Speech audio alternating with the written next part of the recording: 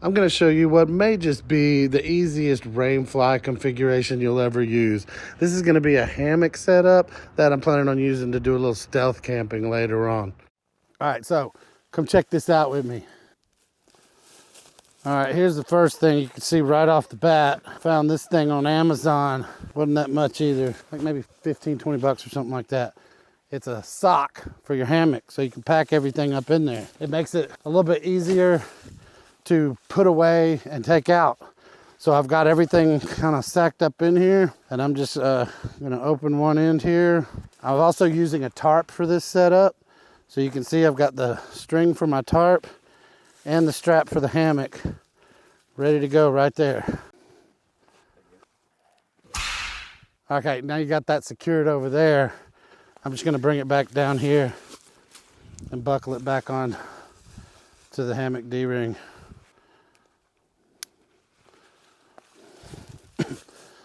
Now for the other side. Oh, by the way, there's a surprise at the end. You're looking at it nonstop. It's everywhere. I always like to keep the D-ring attached to it so it's easy to find the ring at the end, you know.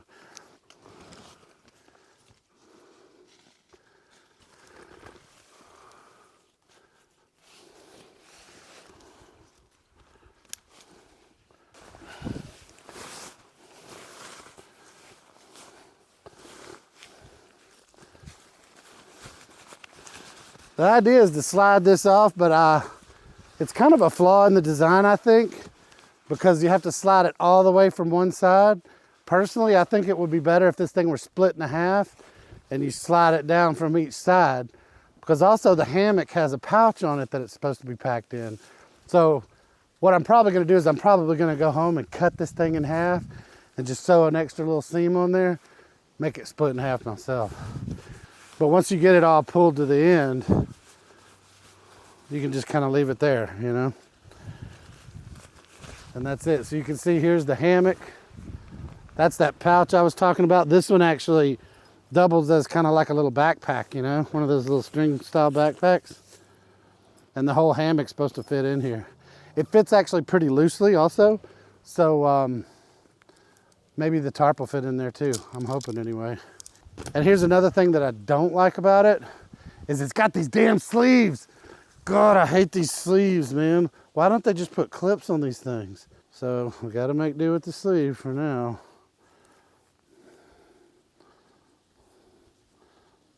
So we just stick that in there. There's one like that on the other side. We're gonna be stealth camping in some areas where there could be bugs and stuff, so wanted to make sure we had the bug net on the hammock. All right, one more sleeve. All right, here we go. There we go.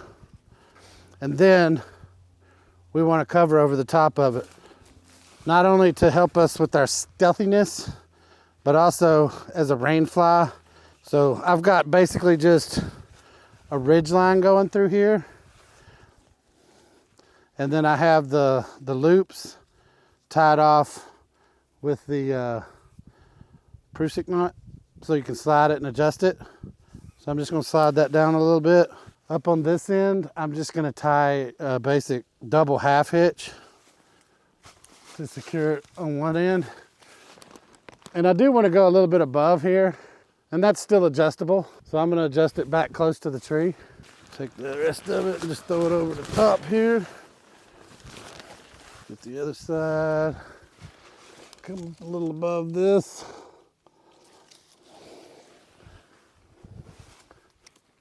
About here, that looks about centered. All right.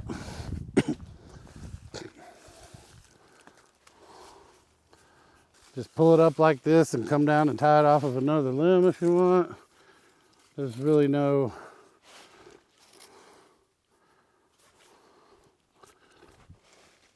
real steadfast rule on that. Whatever works, whatever's easy. And then we have our prusiks up here so that we can adjust the tension on the tarp. If you're wondering about these knots, I'll put a link right up here where you can find a video where I'm showing you how to do every one of these. Some tent stakes here. that I'm going to use this time, or you can just tie off the corners depending on whatever situation you're in. If you want a little more openness, there's another tree somewhere, you can just pull this corner out and tie it up like this, and you've got kind of an open thing. You know what I like about these loops? Look how they offset them and twisted them. How many times you sit there try to fiddle them and get them apart?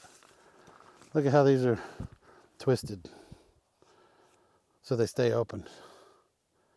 So that's a very nice design on this tarp. That's why it costs so much. Engineering. Yeah, somebody had to think about it. They had to look at it.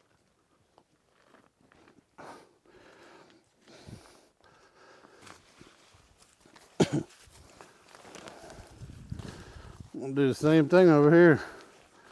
Just gonna bring it back like this.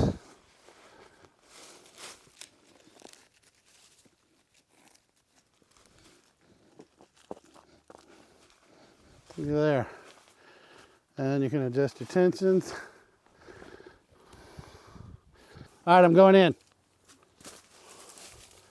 We're gonna check this thing out for size.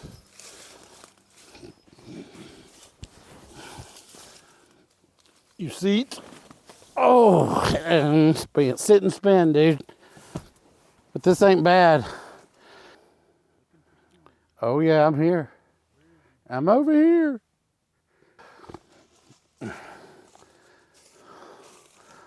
Sup? There's hooks on both, there's loops on both ends here and down at the other end. So you can hang a little light or something like that here.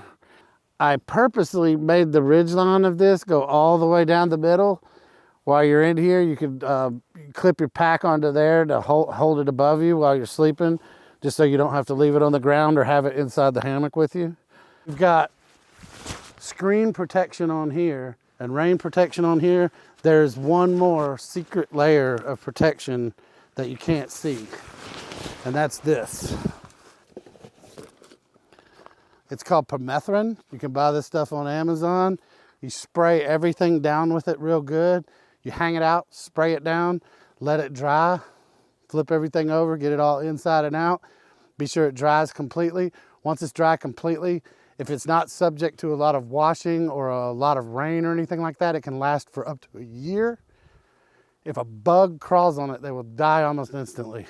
That's what it claims. It's been around for like 30 years. I'm just now finding out about it. So if you hadn't heard of this, I just treated my entire hammock. I've treated this tarp. I have treated my backpacks, both of my backpacks, inside and out. And we're gonna see how that goes. When we go on our first stealth camping trip, I'm probably also gonna treat whatever pants I'm wearing, my boots, and probably my jacket. So if a bug gets on you, they're dead. They'll probably die. Hopefully, they're supposed to die before they have a chance to bite you. So we'll see how that goes. We'll keep you posted.